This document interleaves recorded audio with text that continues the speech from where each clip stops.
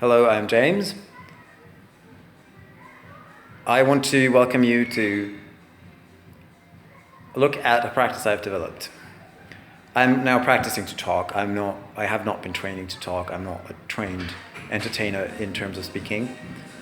And there's somebody, I'm in a hostel right now. And so there's somebody going back and forth in the kitchen. I'm in the kitchen right now, but I'm just practicing. So basically, I want to introduce to you a practice that has helped me a lot with general well-being. That's it. So the practice helps to understand thoughts and to transform thinking. It helps to also transform and heal the way feelings occur and the identification with feelings. So that means that by practicing the method, I have a greater sense of ease in my life and well-being. And in that sense, I am looking forward to share with you the practice. So the basics are very, very simple. Firstly, you ask a question inward, or you affirm something, or you say whatever you want, and then you listen to the first thought that arises afterwards, and you observe the first inner reaction in terms of emotions and body sentiments. You can do this all at once with some practice. It's not, it may sound a little bit daunting to think I need to observe the thought and then I need to observe the feeling, and when do I know when it ends or starts? That will come with time as far as I have experienced it. So, this might not be the best place, but I'll just go on explaining. I don't think I will find a place that's a lot more quiet here. Yeah, so anyway. And now, why do we ask inner questions and observe the first answer? Or what's that good for? And it helps to understand our subconscious beliefs, and it helps to understand what we associate with certain matters, certain situations, settings, places. Even with thoughts and feelings, we can ask about anything and we always receive an answer. With some training, it may be that you don't receive an answer if you start practicing the practice. I immediately got some answers, but I've already meditated for a while, and I've played a lot of music, which also creates a greater sensitivity according to my experience in terms of emotions and thoughts. So it was easier for me to work with the method possibly as for other people. If you don't receive an answer, if you feel like you can't do this, then just register that you have that impression, I cannot do this, I don't receive an answer. And that's actually an answer. And then I would suggest you look for I suggest that you familiarize with your own mind, that you just start to practice some forms of meditation, of expressing yourself in terms of art, connecting to your emotions, to your thoughts, to your inner experience. And there are so many ways to do that, by singing, painting, and as I already said, meditating, dancing, or traveling, being in nature, speaking to people, to see what helps you to be in contact with your own experience.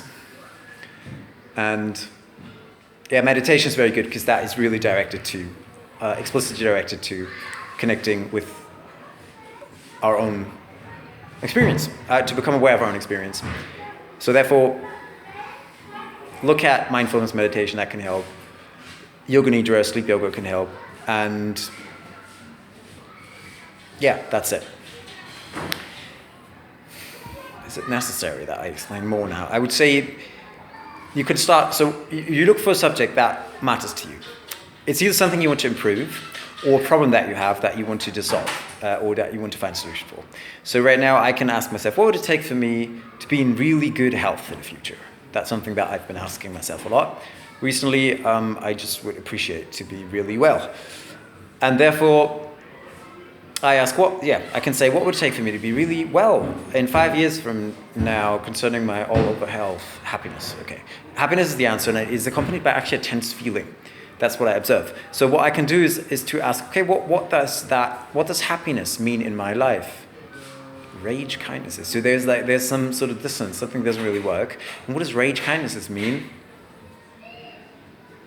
Happiness dissolved. And what does that really mean?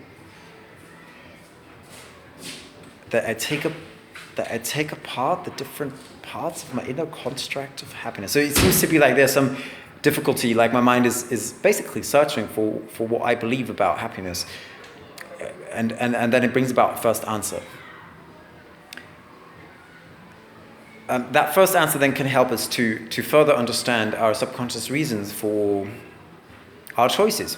What are my life choices in terms of happiness? How come I feel happy around a certain person, not about around another person maybe? Or why do I feel happy in a certain setting and not on the other? And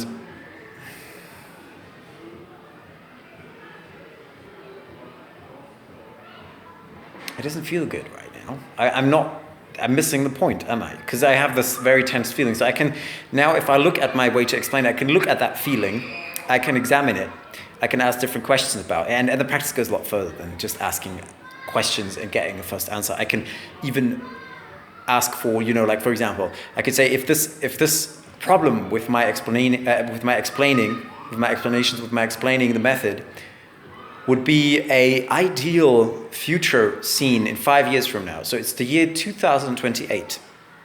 And if my problems now to explain the matter here would be an ideal scenario where everything went well and where I'm happy and I'm well and I'm healthy, which one would it be? And I take that as a first impulse I get.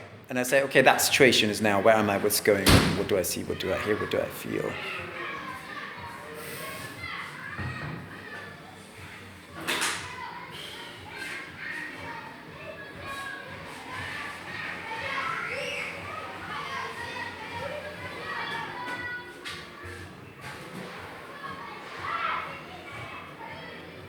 Okay, so there's a situation.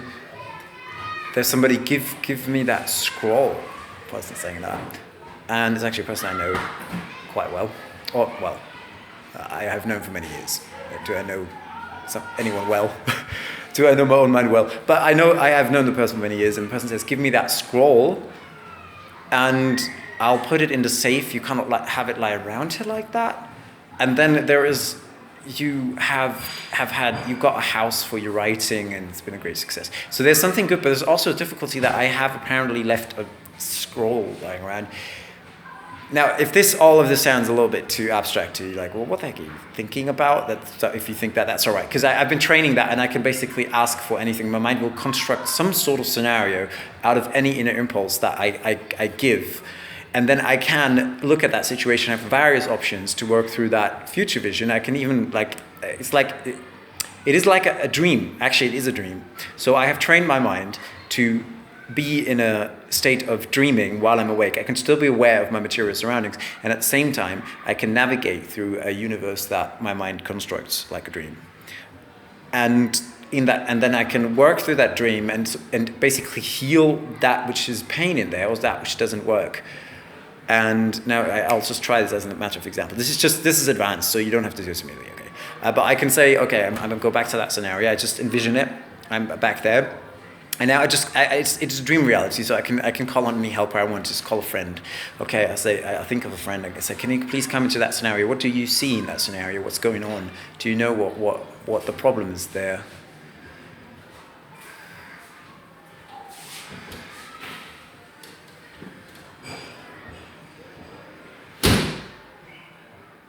Good. So I have she said something like, I have trained people to use the method, and there's stuff that it's not wrong in that situation, but there's stuff that is secret that I have not tidied up well, which is sort of me. Like the way I know myself is a little bit that I have ideas and I don't, I was not. Yeah, I grew up being the creative person and also a little bit, like artist. Sort of, I just forgot my 10,000 euros guitar on the train. No, I heard stuff that happened to somebody. That didn't happen to me, but it could be. So I need to. It sounds scary, doesn't it? But there is a fear. So there's that fear, legitimate fear, and that might be something. Like I'm scared that will realize itself, that future vision. So I try to sabotage it because I'm really scared of having responsibility and messing up. That it doesn't mean that I will do this, that I will forget the scroll. But what I can learn is, oh, wait a minute, I have actually a belief or a condition of forgetting things. So I should tell people that. So that way I can heal it. Say, okay, I'm actually a little bit off it sometimes. sort of that musician that just forgets the secret scroll. I don't know what's in the scroll. I could ask the person, what's in that scroll? It's a secret. Oh, it's secret. Yeah, I should tell you because it's secret. 5 years from now, yeah, I should know myself or something. So that's it, and then I can work through that future scenario, and in the future already resolve the past if I want to, or I can go to a past memory and resolve that. Is that clear? That I work through my mind. It's basically like a reality TV show. It's basically that's what comes up in my mind, but it's more like an interactive game, and